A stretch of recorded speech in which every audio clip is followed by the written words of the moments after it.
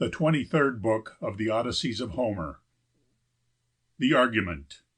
Ulysses to his wife is known, a brief sum of his travels shown. Himself, his son, and servants go to approve the wooer's overthrow. Another Argument. Sigh.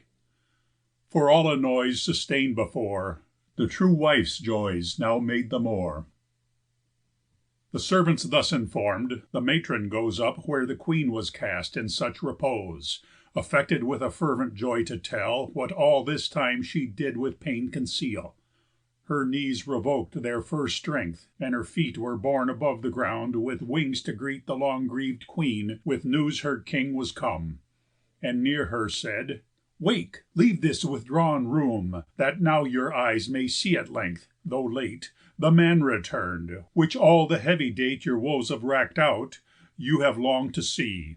Ulysses is come home, and hath set free his court of all your wooers, slaughtering all for wasting so his goods with festival, his house so vexing, and for violence done so always varied to his only son."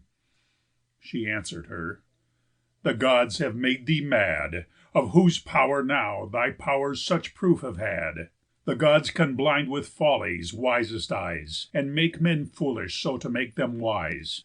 For they have hurt even thy grave brain, that bore an understanding spirit heretofore. Why hast thou waked me to more tears, when moan hath turned my mind with tears into her own? Thy madness much more blameful, that with lies thy haste is laden, and both robs mine eyes of most delightsome sleep, and sleep of them, that now had bound me in his sweet extreme, to embrace my lids and close my visual spheres. I have not slept so much this 20 years, since first my dearest sleeping mate was gone, for that too ill to speak of Ilion. Hence take your mad steps back. If any maid of all my train besides a part had played so bold to wake, and tell mine ears such lies, I had returned her to her housewiferys with good proof of my wrath to such rude dames. But go, your years have saved their younger blames." She answered her, "I nothing wrong your ear, but tell the truth. Your long-missed lord is here, and, with the wooer's slaughter, his own hand, in chief exploit, hath to his own command reduced his house, and that poor guest was he, that all those wooers wrought such injury. Telemachus had knowledge long ago that 'twas his father, but his wisdom so observed his counsels to give surer end to that great work to which they did contend." This called her spirits to their conceiving places. She sprung for joy from blames into embraces of her grave nurse, wiped every tear away from her fair cheeks, and then began to say what nurse said over thus: "O nurse, can this be true thou say'st? How could that hand of his alone destroy so many? They would still troop all together. How could he then kill such numbers so united?" "How," said she, "I have not seen nor heard, but certainly the deed is done. We sat within in fear, the doors shut to us, and from thence might hear the sighs and groans of every man he slew, but heard nor saw more, till at length there flew your son's voice to mine ear, that called to me, and bade me then come forth, and then I see Ulysses standing in the midst of all your slaughter'd wooers, heaped up like a wall, one on another, round about his side. It would have done you good to have descried your conqu'ring lord all smear'd with blood and gore so like a lion. Straight then off they bore the slaughter'd carcasses, that now before the forecourt gates lie, one on another piled, and now your victor all the hall, defiled with stench of hot death, is perfuming round, and with a mighty fire the hearth hath crowned. Thus all the death removed, and every room made sweet and sightly, that yourself should come, his pleasure sent me. Come then, take you now your mutual fills of comfort. Grief on you hath long and many sufferings laid, which length, with many sufferings, now your virtuous strength of uncorrupted chasteness hath conferr'd a happy end to. He that long hath err'd is safe arrived at home, his wife, his son, found safe and good. All ill that hath been done on all the doers' heads, though long prolonged, his right hath wreaked, and in the place they wronged." She answered, Do not you now laugh and boast as you had done some great act, seeing most into his being, for you know he won, even through his poor and vile condition, a kind of prompted thought that there was placed some virtue in him fit to be embraced by all the house, but most of all by me, and by my son that was the progeny of both our loves. And yet it is not he, for all the likely proofs ye plead to me. Some God hath slain the Wooers, in disdain of the abhorred pride he saw so reign in those base works they did. No man alive, or good or bad, whoever did arrive at their abodes once, ever could obtain regard of them, and therefore their so vain and vile deserts have found as vile an end. But for Ulysses never will extend his wished return to Greece, nor he yet lives. How strange a queen you are, said she, that gives no truth your credit, that your husband, set close in his house at fire, can purchase yet no faith of you, but that he still is far from any home of his. Your wits at war with all credulity ever. And yet now I'll name a sign shall force belief from you. I bathed him lately, and beheld the scar that still remains a mark too ocular to leave your heart yet blinded. And I then had run and told you, but his hand was fain to close my lips from the acclamation my heart was breathing, and his wisdom won my still retention, till he gave me leave and charge to tell you this. Now then receive my life for gage of his return, which take in any cruel fashion, if I make all this not clear to you. Love nurse, said she, though many things thou know'st, yet these things be veil'd in the counsels the uncreated Gods have long time mask'd in, whose dark periods 'tis hard for thee to see into. But come, let's see my son, the slain, and him by whom they had their slaughter. This said, down they went, when on the Queen's part divers thoughts were spent. If, all this given no faith, she still should stand aloof, and question more, or his hugg'd hand and loved head she should at first assay with free given kisses. When her doubtful way had passed the stony pavement, she took seat against her husband, in the opposite heat the fire then cast upon the other wall. Himself set by the column of the hall, his looks cast downwards, and expected still when her incredulous and curious will to shun ridiculous air, and the shame to kiss a husband that was not the same, would down, and win enough faith from his sight. She silent sat, and her perplexed plight amaze encounter'd. Sometimes she stood clear he was her husband. Sometimes the ill wear his person had put on transform'd him so that yet his stamp would hardly current go. Her son, her strangeness seeing, blam'd her thus: Mother, ungentle mother, tyrannous! Is this too curious modesty to show? Why sit you from my father, nor bestow a word on me to enquire and clear such doubt as may perplex you? Found man ever out one other such a wife that could forbear her loved lord's welcome home, when 20 year in infinite suff'rance he had spent apart?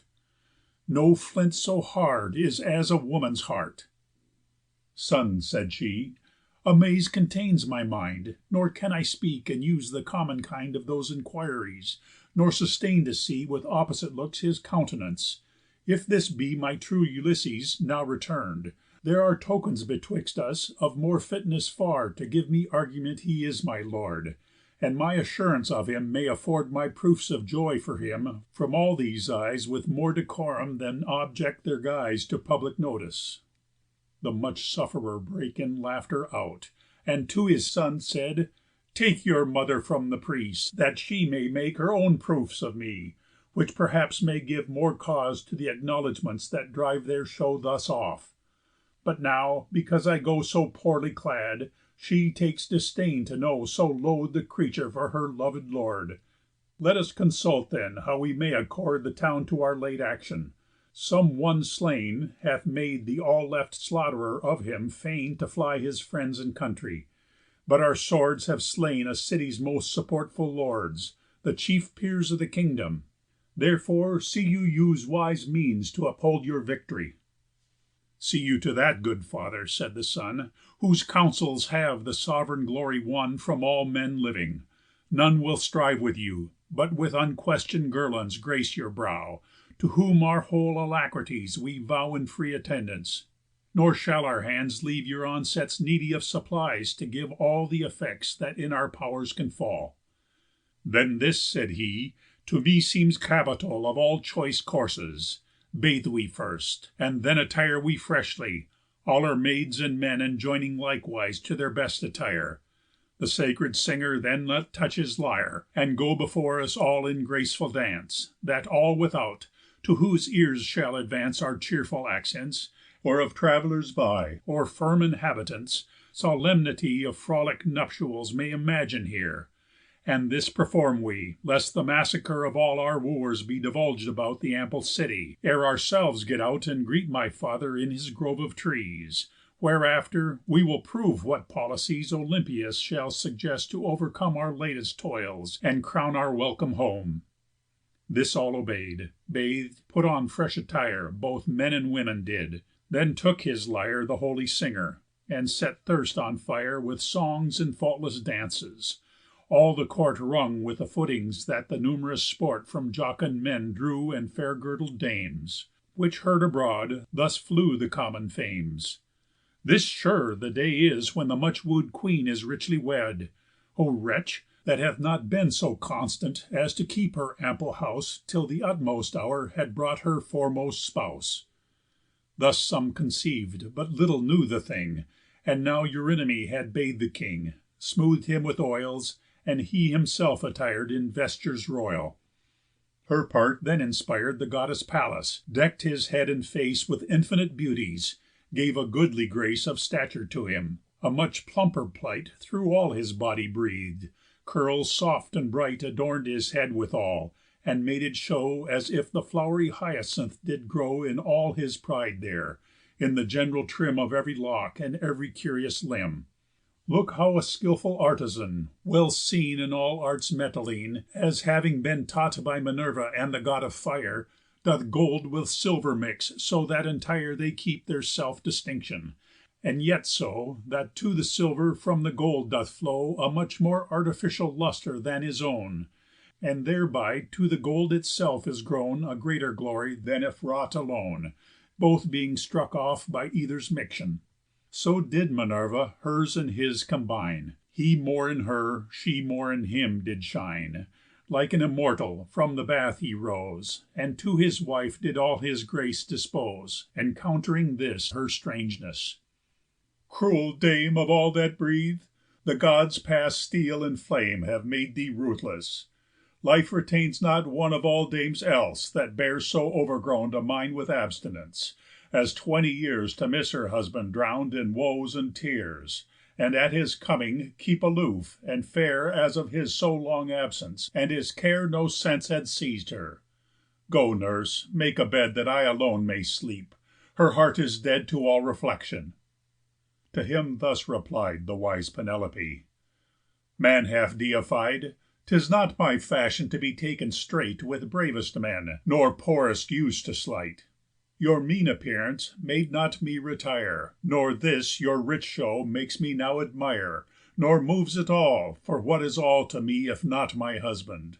All this certainty I knew at parting, but, so long apart, the outward likeness holds no full desert for me to trust to. Go, nurse, see address'd a soft bed for him, and the single rest himself affects so. Let it be the bed that stands within our bridal chamber stead, which he himself made. Bring it forth from thence, and see it furnish'd with magnificence. This said she to assay him, and did stir even his establish'd patience, and to her whom thus he answer'd: Woman, your words prove my patience strangely. Who is it can move my bed out of his place? It shall oppress earth's greatest understander, and, unless even God himself come, that can easily grace men in their most skills, it shall hold his place. For man he lives not, that, as not most skill'd, so not most young, shall easily make it yield, if building on the strength in which he flows, he adds both levers to and iron crows. For in the fixture of the bed is shown a masterpiece, a wonder, and 'twas done by me, and none but me, and thus was wrought. There was an olive tree, that had his grot amidst a hedge, and was of shadow proud, fresh, and the prime age of his verdure showed, his leaves and arms so thick that to the eye it showed a column for solidity. To this I had a comprehension to build my bridal bower, which all of stone, thick as the tree of leaves, I raised and cast a roof about it, nothing meanly graced, put glued doors to it, that oped art enough, then from the olive every broad‐leaved bough I lopped away, then felled the tree, and then went over it both with my axe and plane, both governed by my line, and then I hewed my curious bedstead out, in which I shewed work of no common hand. All this begun, I could not leave till to perfection my pains had brought it, took my wimble, bored the holes as fitted, and did last afford the varied ornament, which showed no want of silver, gold, and polished elephant. An ox hide dyed in purple, then I threw above the cords, and thus to curious view I hope I have objected honest sign to prove I author naught that is not mine. But if my bed stand unremoved or no, O woman, passeth human wit to know. This sunk her knees and heart, to hear so true the signs she urged, and first did tears ensue her rapt assurance. Then she ran and spread her arms about his neck, kissed oft his head, and thus the curious stay she made excused. Ulysses, be not angry that I use such strange delays to this, since heretofore your suffering wisdom hath the garland wore from all that breathe, and 'tis the gods that, thus with mutual miss so long afflicting us, have caused my coyness, to our youths envied that wish society that should have tied our youths and years together. And since now judgment and duty should our age allow as full joys therein as in youth and blood, see all young anger and reproof withstood for not at first sight giving up my arms, my heart still trembling lest the false alarms that words oft strike up should ridiculize me. Had Argive Helen known credulity would bring such plagues with it, and her again, as authoress of them all, with that foul stain to her and to her country, she had stayed her love and mixture from a stranger's bed. But God impelled her to a shameless deed, because she had not in herself decreed, before the attempt, that such acts still were shent as simply in themselves as in the event by which not only she herself sustains, but we, for her fault, have paid mutual pains. Yet now, since these signs of our certain bed you have discovered and distinguished from all earth's others, no one man but you yet ever getting of it the only show, nor one of all dames but myself and she my father gave, old Actor's progeny, who ever guarded to ourselves the door of that thick‐shaded chamber, I no more will cross your clear persuasion, though till now I stood too doubtful and austere to you. These words of hers, so justifying her stay, did more desire of joyful moan convey to his glad mind than if at an instant's sight she had allowed him all his wishes right. He wept for joy, to enjoy a wife so fit for his grave mind, that knew his depth of wit, and held chaste virtue at a price so high. And as sad men at sea, when shore is nigh, which long their hearts have wish'd, their ship quite lost by Neptune's rigour, and they vex'd and tossed, twixt winds and black waves, swimming for their lives, a few escaped, and that few that survives, all drench'd in foam and brine, crawl up to land, with joy as much as they did world's command. So dear to his wife was her husband's sight, who still embraced his neck, and had, till light displayed her silver ensign, if the dame, that bears the blue sky intermixed with flame in her fair eyes, had not infixed her thought on other joys, for loves so hardly brought to longed‐for meeting, who the extended night withheld in long date, nor would let the light her winged hoof horse join, Lampus, Phaeton, those ever colts that bring the morning on to worldly men, but in her golden chair down to the ocean by her silver hair bound her aspirings. Then Ulysses said, O wife, nor yet are my contentions stayed. A most unmeasur'd labour long and hard asks more performance. To it being prepar'd by grave Tiresias, when down to hell I made dark passage, that his skill might tell my men's return and mine. But come, and now enjoy the sweet rest that our fates allow." "The place of rest is ready," she replied, "your will at full service, since the Deified have brought you where your right is to command. But since you know, God making understand your searching mind, inform me what must be your last set labour, since 'twill fall to me, I hope, to hear it after. Tell me now. The greatest pleasure is before to know." "Unhappy," said Ulysses, "to what end importune you this labour? It will lend nor you nor me delight. But you shall know I was commanded yet more to bestow my years in travel, many cities more by sea to visit, and when first for shore I left my shipping, I was willed to take a naval oar in hand, and with it make my passage forth, till such strange men I met as knew no sea, nor ever salt did eat with any victuals, who the purple beaks of ships did never see, nor that which breaks the waves in curls, which is a fan like oar, and serves as wings with which a ship doth soar. To let me know then, when I was arrived on that strange earth where such a people lived, he gave me this for an unfailing sign, when any one that took that oar of mine, borne on my shoulder, for a corn cleansed fan, I met ashore, and showed to be a man of that land's labour, there had I command to fix mine oar, and offer on that strand t' imperial Neptune, whom I must implore, a lamb, a bull, and a sow ascending boar, and then turn home, where all the other gods that in the broad heaven made secure abodes I must solicit, all my curious heed given to the several rites they have decreed, with holy hecatombs, and then at home a gentle death should seize me that would come from out the sea, and take me to his rest in full ripe age, about me living blest my loving people, to which he presaged the sequel of my fortunes were engaged. "If then," said she, "the gods will please to impose a happier being to your fortune's close than went before, your hope gives comfort strength that life shall lend you better days at length." While this discourse spent mutual speech, the bed Eurynomé and nurse had made, and spread with richest furniture, while torches spent their parcel gilt thereon. To bed then went the aged nurse, and, where their sovereigns were, Eurynomé, the chambermaid, did bear a torch, and went before them to their rest, to which she left them, and for hers addressed. The king and queen then now, as newly wed, resumed the old laws of the embracing bed. Telemachus and both his herdsmen then dissolved the dances both to maids and men, who in their shady roofs took timely sleep. The bride and bridegroom having ceased to keep observéd love joys, from their fit delight they turned to talk.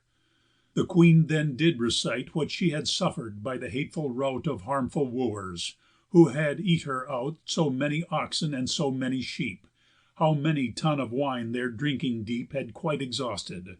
Great Ulysses then, whatever slaughters he had made of men, whatever sorrows he himself sustained, repeated amply, and her ears remained with all delight attentive to their end, nor would one wink sleep till he told her all, beginning where he gave the Cicons fall, from thence his pass to the Lotophagi, the Cyclops' acts, the putting out his eye, and the wreak of all the soldiers he had eat, no less ruth shown to all they could entreat, his way to Æolus, his prompt receipt and kind dismission, his enforced retreat by sudden tempest to the fishy main, and quite distraction from his course again, his landing at the Læstrygonian port, where ships and men in miserable sort met all their spoils, his ship and he alone got off from the abhorr'd confusion, his pass to Circe, her deceits and arts, his thence descension to the infernal parts, his life's course of the Theban prophet learned, where all the slaughter'd Grecians he discerned, and loved mother,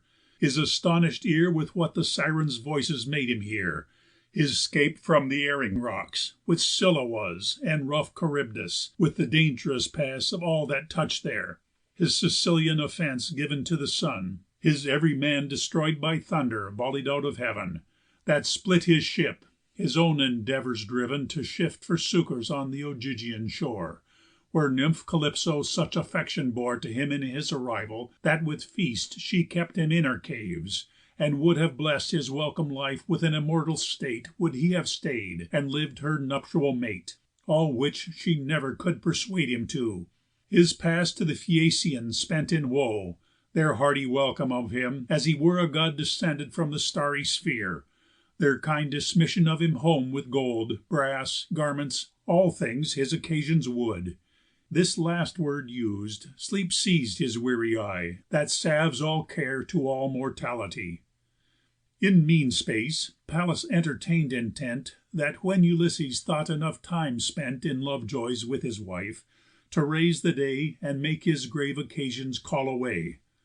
The morning rose, and he, when thus he said, O Queen, now satiate with afflictions laid on both our bosoms, you oppressed here with cares for my return, I everywhere by Jove and all the deities tossed, even till all our hope of my return was lost, and both arrived at this sweet haven, our bed, be your care used, to see administred my house possessions left.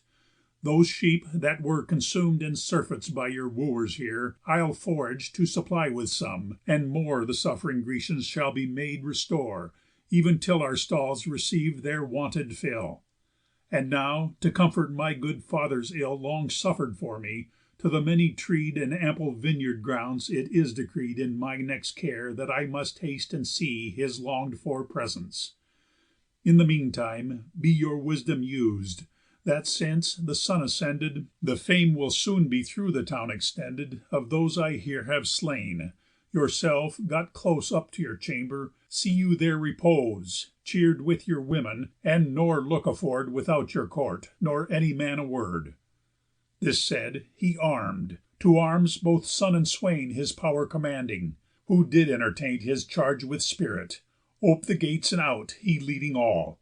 And now was hurled about Aurora's ruddy fire, through all whose light Minerva led them through the town from sight.